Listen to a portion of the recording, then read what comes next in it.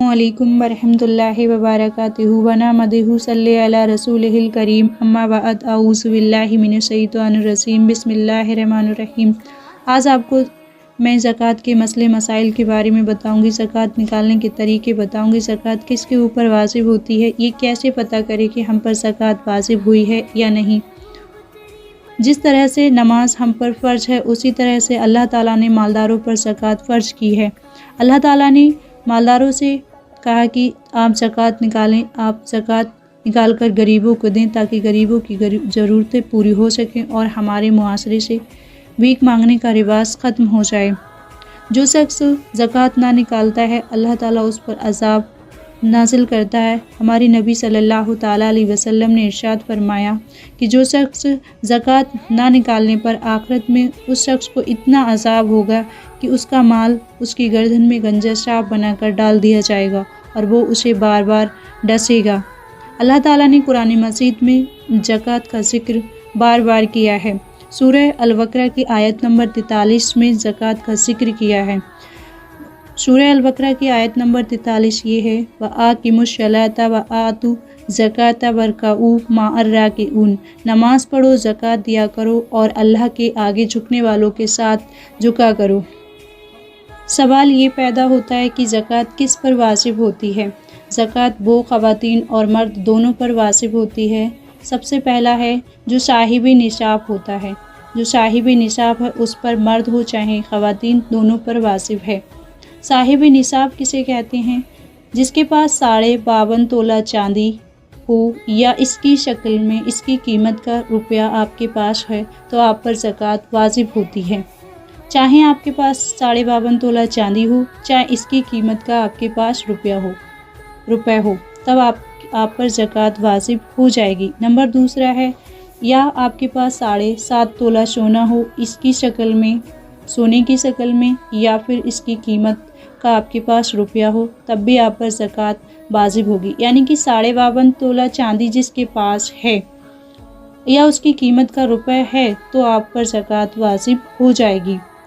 अब हम ये कैसे पता चलें कि हम पर ज़कात कब वाजिब हुई है?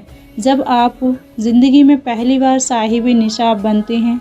जितना रुपए यानी कि 52.5 तोला चांदी के बराबर आपके पास रुपया हो या चांदी हो तो आप साहिब निसाब बन जाते हैं, फिर आप पर ज़कात वाजिब हो जाती है। बहुत सी ख़वातीन ध्यान दें, अगर आपके पास भी 52.5 तोला चांदी या इसकी कीमत का रुपया है तो आप पर भी ज़कात वाजिब हो जाती है। आमतौर पर हमारे मुआशरे में ख़वातीन अपना ज़ेवरात तो पहनती हैं और इस बात का बिल्कुल ध्यान नहीं रखती कि आप पर ज़कात वाजिब है या नहीं।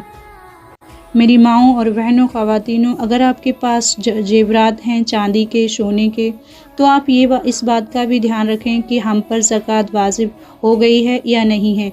अगर आप ज़कात नहीं देंगे और सोना चांदी आप जेवरात पहनती हैं तो आपको ये बहुत बड़ा अल्लाह ताला आखिरत में अज़ाब देगा। तो ये सोना चांदी जेवरात आपको कब्र में आपको साफ़ की तरह डसेगा। तो इसलिए आप ज़कात ज़रूर निकाला करें। जिसके पास 52.5 तोला चांदी से ज़्यादा है, मालो ज़ेवरात हैं। बहुत से लोगों का सवाल होता है कि हम पे कर्ज है तो क्या हम पे ज़कात वाजिब होगी या नहीं होगी। अगर किसी इंसान पर कर्ज है, मिसाल के तौर पर कर्ज कम है और उसके पास सेविंग रुपया ज़्यादा है, तो उस पर ज़कात वाजिब होगी। मिसाल के तौर पर अगर किसी इंसान पर कर्ज 5 लाख का है और उसके पास जमा पूंजी 10 लाख है, तो कर्ज देने के बाद भी अगर उसकी पूंजी बचती है तो उस पर ज़कात वाजिब हो जाती है।